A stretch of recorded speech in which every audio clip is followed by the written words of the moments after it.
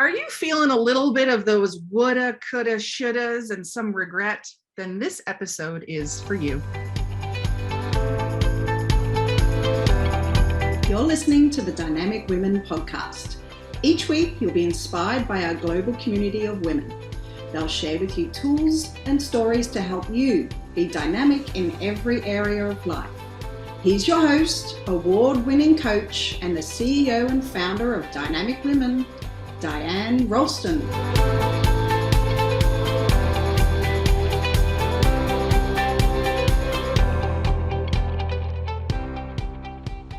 Hello, lovely dynamic women, and welcome to the Dynamic Women podcast. I am Diane Ralston, your host, and today I have a colleague, I have a friend, I have an amazing woman to speak to you today, all about how to feel regret-free, one thanks at a time. Please welcome IJ McIntyre. Hi, IJ. Hi, Diane. Hi. And so when people, I've mentioned colleague, and so just to give some context that we're both part of CAPS, Canadian Association of Professional Speakers. And so I'm so blessed to be surrounded by such amazing speakers and coaches and trainers, and to bring you in on this kind of legacy project that you have is just so amazing. So let me tell the audience a little bit more about you, and then we'll dive into some questions. IJ, short for Ida Jean McIntyre, is the Grateful Way woman. She is the author of The Grateful Way, a short, sweet, inspirational memoir and how-to self-care book based on the remarkable way her mom faced adversities and embraced adventures. Her TEDx talk, Feel Regret-Free with Gratitude, reveals the power of writing gratitude letters to deal and heal and feel free from regrets. I love how you wrote that. Along the way, IJ discovered the power of expressing gratitude, and she'll share true stories and touch on scientific studies to show us how we can feel regret-free, one thanks at a time, or one T.H.X at a time. So cool. I love it. I have your book. It was I read it just like cozied up on the couch. Yes, it was so sweet. And so tell us about this remarkable way that your mom faced adversities and embraced adventures. Thanks, Diane. Thanks for inviting me to be here to talk about gratitude and how it can make a huge difference in each and every one of our lives, if we just take a little time to highlight the positive and express gratitude. My mom was a remarkable woman. She faced more adversities than her fair share. My dad, the love of her life, was dying of cancer. It was Christmas Day. Our house on the farm burned down. Her youngest son, my brother, died of a heart attack unexpectedly when he was only 37.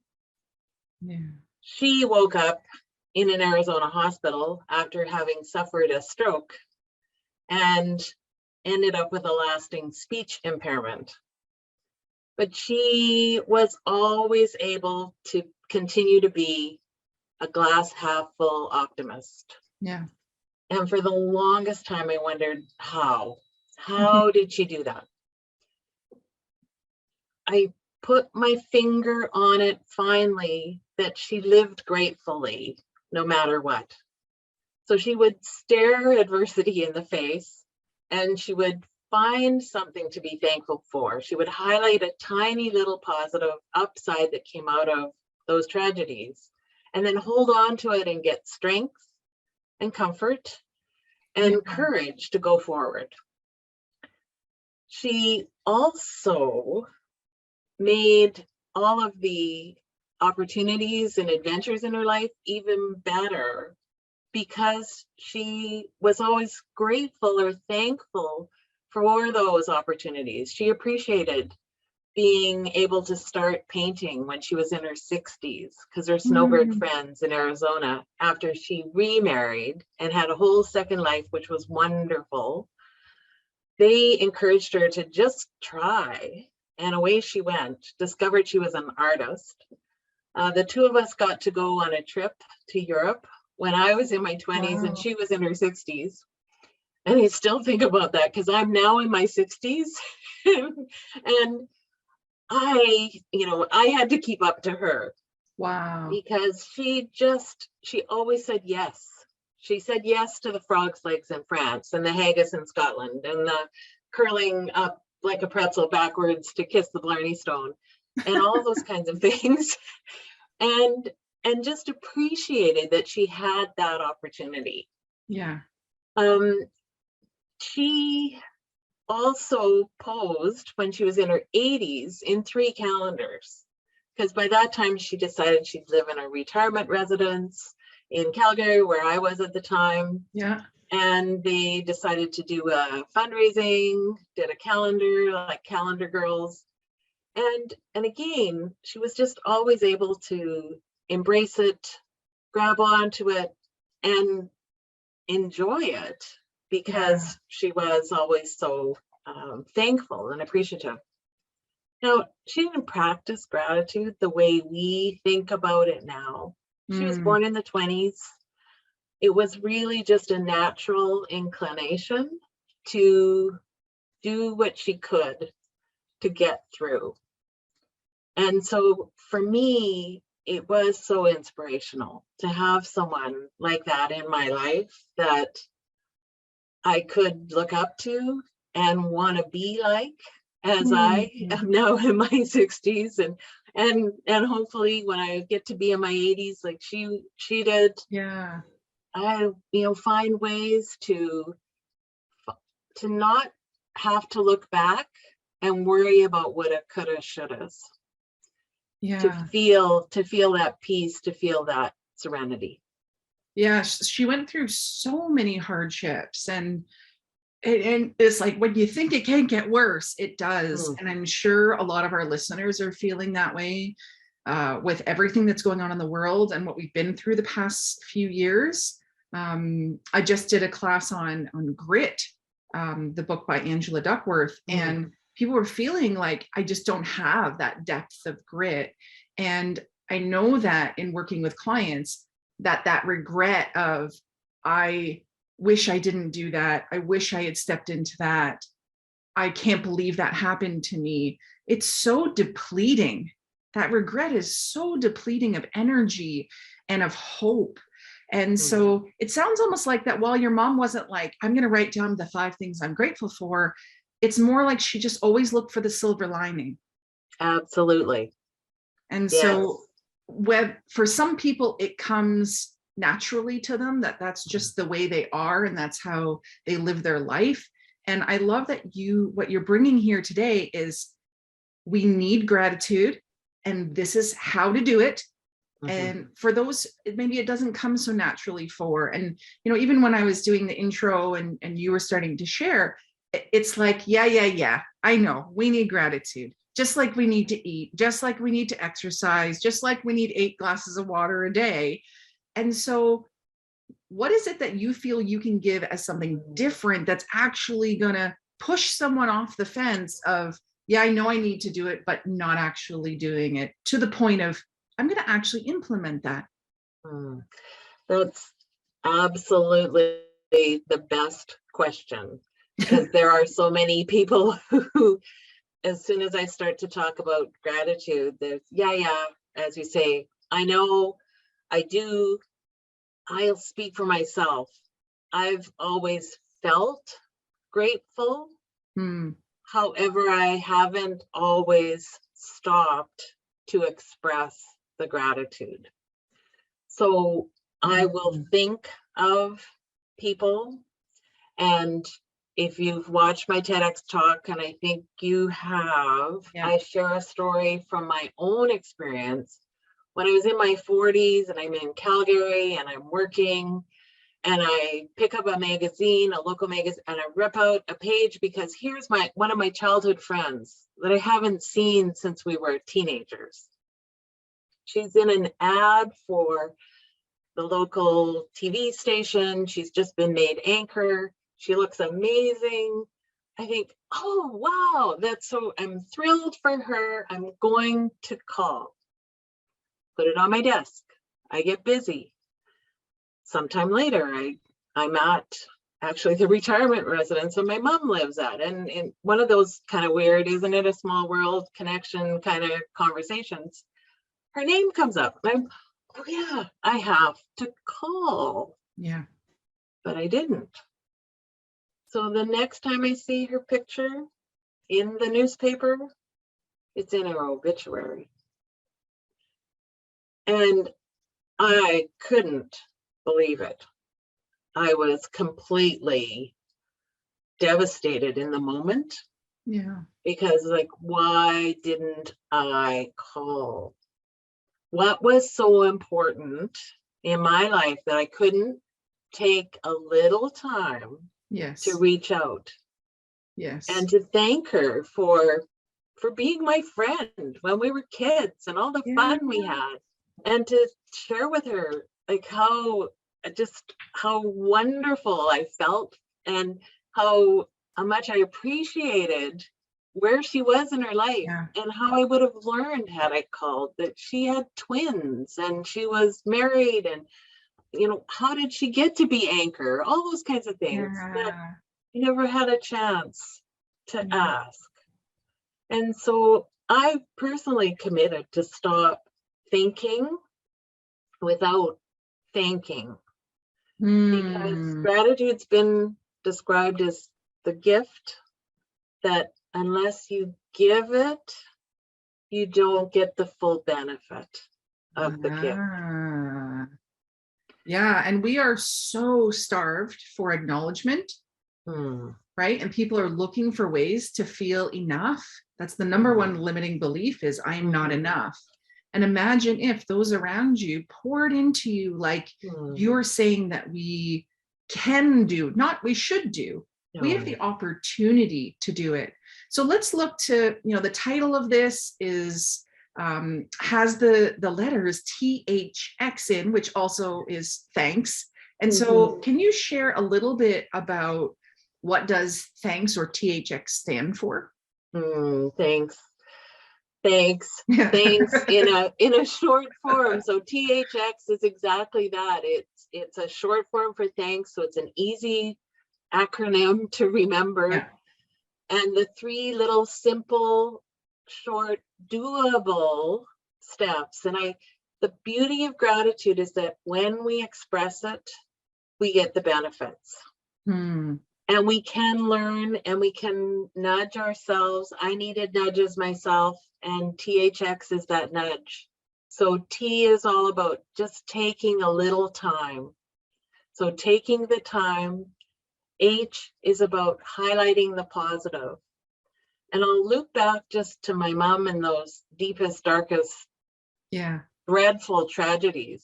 Like, do not get me wrong. That Christmas Day, when our house burned down and my dad was dying of cancer, she wasn't grateful in the moment. No. It took at least a month to begin to see the glimmer of the silver lining.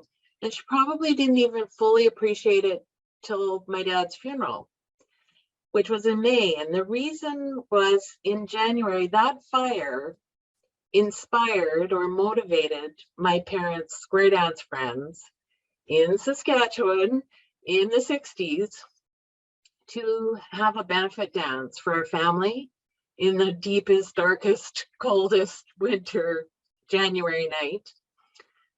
And all of my dad's and my mom's, but friends came from all across the province to be there. And he got a chance to say goodbye. So many of them came back to the funeral, but many of them would not have come until the funeral. Had we not had the fire. So the little tiny highlight of the good, highlight the positive out of that really awful circumstance was that there was that opportunity for that human connection. And then the X is just a slang for the express. Yes. Express the gratitude. And that can be any which way we want it to be. And, you know, I said before that sometimes gratitude has been described as a gift or a present that you need to give. Some of the research has even shown that if you write a gratitude letter, you personally will get the benefits, even if you don't send it. Wow. Which is really amazing. And especially because of those times, like my friend, I couldn't send it to her because I was too late. So I needed to sit down and write that letter and allow me to deal with my feelings of regret, to start to heal from those feelings of regret, and then potentially to be able to let go of those woulda, coulda, shouldas, and feel less. Like, I'll always have that regret, but I learned from it and can move forward.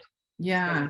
Now, you did mention about your TEDx that you delivered just this past December in Vancouver. Congrats on that. I know there's a lot of preparation that goes into that. And it was called Feel Regret Free with Gratitude. We'll make sure it's in the show notes so that people can click on that and watch that. And you talk about these gratitude letters. And just when you were talking about it now, it made me think about how every birthday or Christmas or special occasion is when I take that moment to write more in a card for someone. And it's kind of sad that we wait until those moments to write it in there, right? And so how did you discover the power of writing gratitude letters? Is it because of your friend, or where did it come from? It was, Diane, because I experienced the regret when my friend passed away. And for months after that, there would be times I would wake up in a cold sweat because I'd realized that I'd taken for granted that I had all the time in the world. As a woman in my 40s. And I got busy again and ended up putting it on the back burner. And then when I was working on the book, I was looking for not only stories about my mom's life, but then illustrations from my own experiences. How had I, along the way, kind of by osmosis, really, to begin with, learned to see the world in as positive a perspective as I do, and to live along the same lines as my mom, gratefully. When I was collecting those stories, it was like a light bulb came on and I remembered about my friend. And that just started up those deep feelings of regret again. And out of McGill University, I believe it is, a couple of Canadian researchers discovered that 90% of us have an intense regret sometime in our life. And I'll say that that was mine for sure so far in my life. The deal, it was Concordia. I knew McGill wasn't quite right. I knew it was Concordia. And they told us that, you know, again, we will have regrets. So it's what we do with them that makes the difference. And so I learned about that. And then I learned about the Kent State research that said that students in a study there, after they wrote one gratitude letter a week for 3 weeks, felt happier, more satisfied with their lives, and less depressed. Wow. And I thought, okay, why wouldn't I try it? And so I did. I sat down and I wrote not just a letter to my friend, but a letter to myself, to forgive myself for not making that phone call to my friend. And my third letter was to my one and only niece, because she's been so important in my life. And I, in all kinds of ways, I know I say thanks and all of that, but it was worthy of not waiting till the next birthday, or not waiting till Christmas, or not waiting, and just because of the importance of the relationship and how grateful I am to have her in my life, to sit down and write that letter, because who knows, illness, accidents, we can't guarantee there will be a tomorrow. Yes. And so that was how I came to start to see the importance not only of gratitude, but specifically gratitude letters as one way. It's definitely not the only way. Yeah. But something that the research says really works. Yeah. Well, what I'm hearing from this, and listeners, I hope you're catching all these golden nuggets that Ajay is saying. And so it's not just for our own benefit to do this, but it's going to take care of the depression, the anxiety, just that deep feeling of loss, of like, I didn't do this, and those cycles that we can go through in our heads. I know that happens a lot for my clients. So it's not just for that, but think of the legacy you can give to your children because of what your mom did for you. So if you're not a naturally like look on the bright side kind of person, and I feel like I am, and that maybe annoys people sometimes, but I'm always looking for the positive in everything because I don't want to dwell on the negative.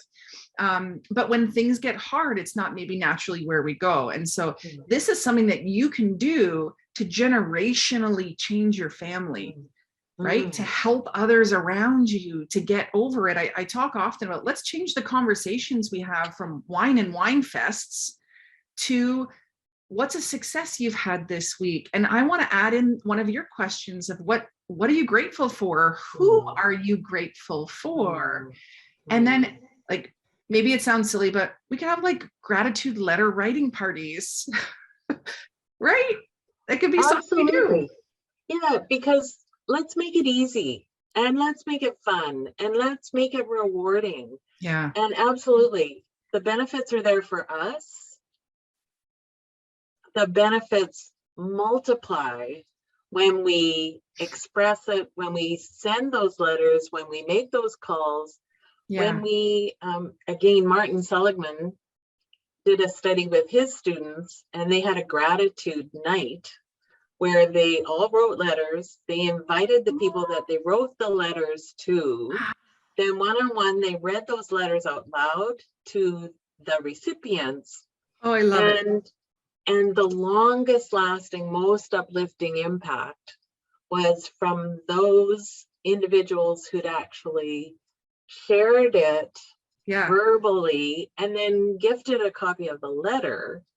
So talk about legacy, and talk about that transfer of the positive and the hope and it's all about like, who's been making a difference in your life, and how can we acknowledge that, and how can that build us up, build them up, build our communities, build our world up back to one thanks at a time.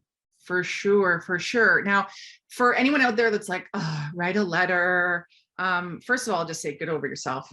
And if you want an easier way to do it, you voice record and you transcribe, or you do voice to text, and then you put it in a Word document and you print it out. Like, there you go. You've got solutions for everything. But you have a gift for my audience, and this is so generous.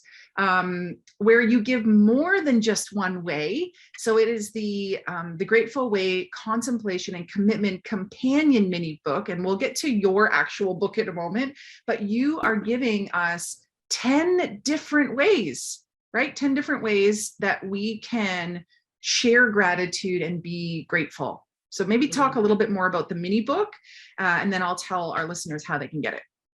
Absolutely. So what it is in the book, The Grateful Way, at the end of each chapter, all 10 chapters, what I do is I invite the reader to contemplate and potentially commit in their own way something that would work for them. Yeah. And the different kinds of examples or prompts are, to actually just say thank you. It absolutely a verbal thank you. Yeah. Sincere, genuine. Yeah. Absolutely. It works. To make that call.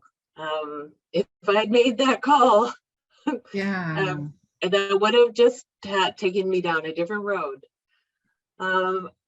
And in fact, one of the fellows who watched my TEDx said he's not going to write letters, but he reached out to a friend he hadn't spoken to in 13 years.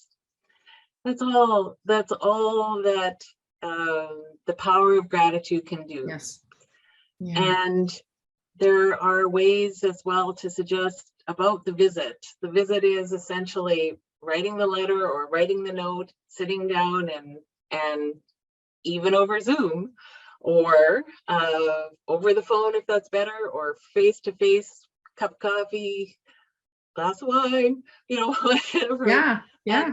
And share. And my niece, when I read my letter out loud to her over Zoom, because it was in the middle of COVID, I realized after, when I popped the letter in the mail to her ahead of time and said, I texted her and said, don't open it till we Zoom. I should have popped a little package of Kleenex in it as well, because the two of us, well, my whole family, but as soon as you start to be real with each other, yes, the tears of joy and tears of happiness. And so my next letters have had little packages of Kleenex. You know what? The tissues in them. It would be amazing to have an actual, like a hanky. Yes. Right? Yes. That says I'm grateful for you. Yes. Every time they use it, right? Yes. They're gonna not just remember that you're grateful for them, but the experience they had.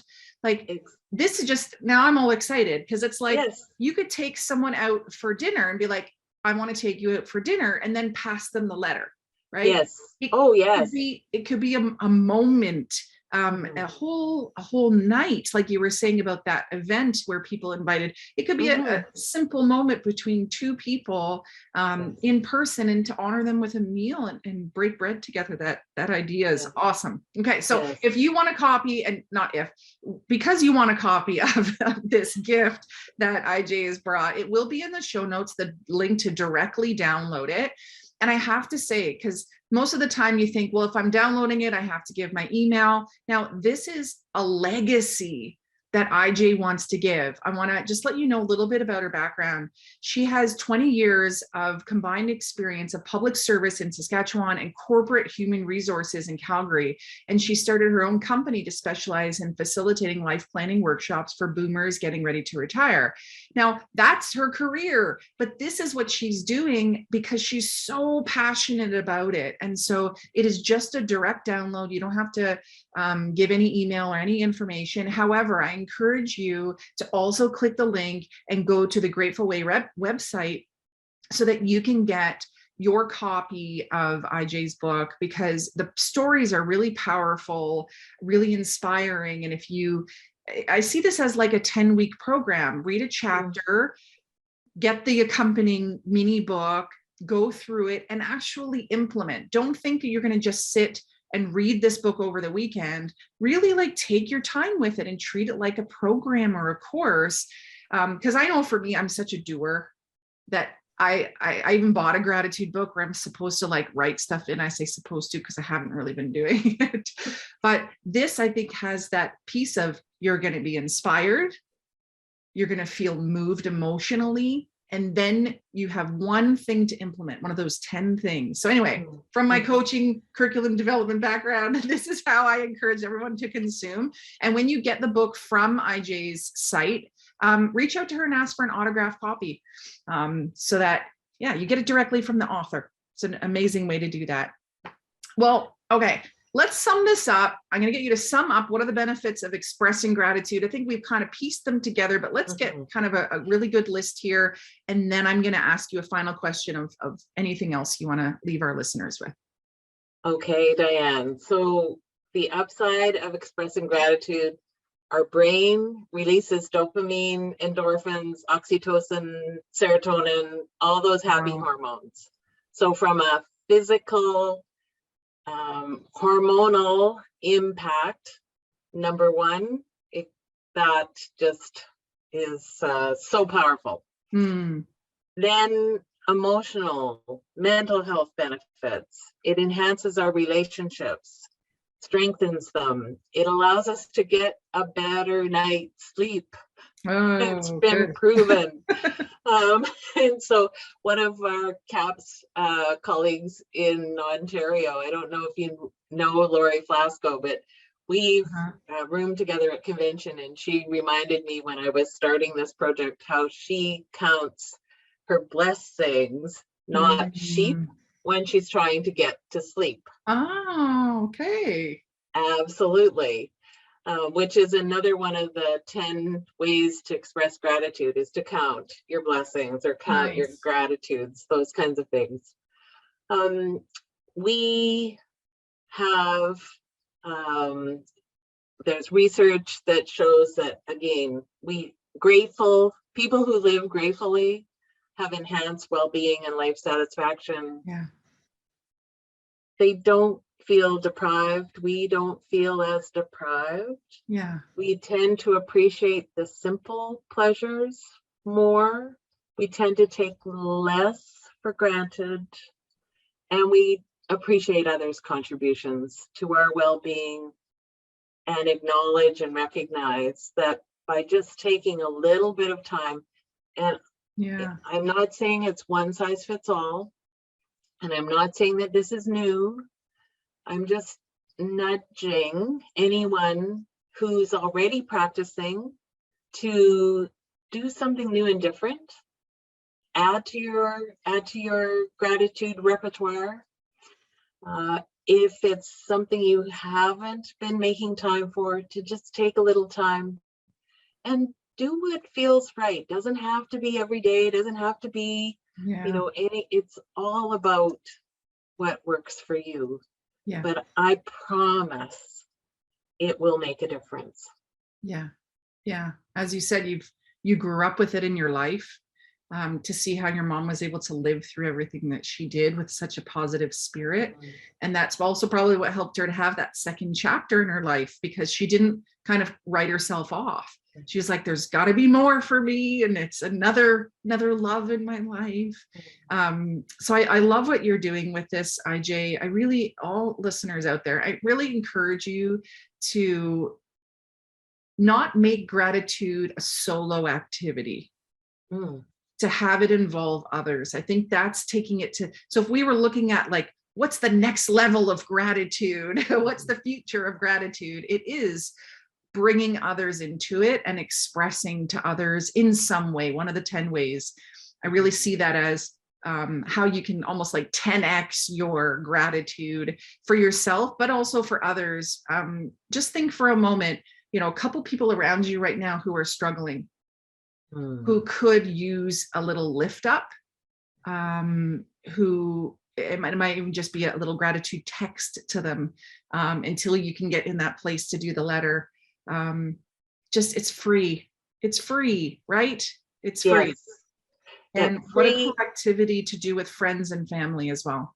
Yes. Love it. Free, relatively simple as you want it to be, almost instant benefit Yeah. for you and for the recipient. Absolutely. And I love your idea of gratitude letter parties. I have had a few, and I'm looking forward to more book clubs that are taking the book and working through it in a way that works for them. Yes. Absolutely. And about, as you say, not just keeping it to ourselves, but telling the world, especially right now when the world is really in a bit of a vortex. Yeah. That any light we can shine on the good that's going on, that helps ease the sorrow that so many people are feeling as well. Yes, for sure. I love it. I love it. So much to go off of here. So also watch IJ's TEDx so that you can get a little bit more into, where she came from with this and hear more of the stories. And if you haven't seen the cover of this, it's beautiful. It's absolutely beautiful. You can always catch the episodes of the Dynamic Women podcast on YouTube as well. If you do want to see any of our guests that we have, every other week I always bring on someone who I'm seeing is inspiring or doing something that's successful or both. And I really want them to bring their content to you, but also their story. And so IJ, any last message you want to give to the listeners today? What I would leave this podcast with is just my deep appreciation of you, Diane, and everything that you're doing to make this world a better place. The podcast episodes that I've had a chance to listen to, you're inspirational, you're practical in terms of doable tips that make it easy for your listeners to just take one thing and make a positive step forward in their lives, in their work, in their business, in their families. And that's just fabulous. So again, thank you for this opportunity to talk about what just speaks from my heart-centered space, and to help me spread, as I like to call it, spread the love, the love of the power of gratitude. Yes. And so thank you. I didn't know you were going to be speaking directly to me and your final thoughts here. So thank you for that. And I'll admit it was one of our first interactions that I was like, wow, this woman's really kind and really caring and really friendly and really nice. Because when you join a new organization, as I joined CAPS, there is this, some people have been there forever and there's cliques and things, and you just welcome me in like I was your new best friend. And I was like, wow, okay, cool. And so when I found out about what you were doing, I definitely want to amplify that message. And so if anyone out there, if you want to help amplify IJ's message, you have a book club, reach out to her, give her a platform to speak on, because this can only help the world. And we need to give, given what are the big, I can't even, the big mics, I can't even think about a megaphone. We need to give megaphones, platforms to people who are doing good in the world, because there is just too much negativity that is sensationalized, drives me nuts, that we don't have more spotlights and shining lights on people who are doing good. So if you have a platform, please reach out to her. All our contact info or best way to contact her will be in the show notes. So please do. So thank you again, IJ. Love what you're doing. Please keep it up, because the world needs you and needs to be inspired by you and needs to implement. And yes, I'm going to take my own advice and I'm going to go through those 10 things that you have on there. So thank you very much. And listeners, if you haven't yet, please hit subscribe, share this episode with a friend of yours. Maybe you want to do this activity together, and sharing this episode would be the first step in that. Write us a review if you haven't yet. And until next time, everyone, stay dynamic. Bye. Thank you, Dynamic Women, for joining us today. Please hop on over to iTunes to subscribe and leave us a review. Who do you know who needs to hear our message? We'd love it if you'd share our channel with your friends and family. If you're ready to be more dynamic, have more balance and more success, head over to www.dynamicwomenclub.com/free gift for your Key to Success book. Stay dynamic.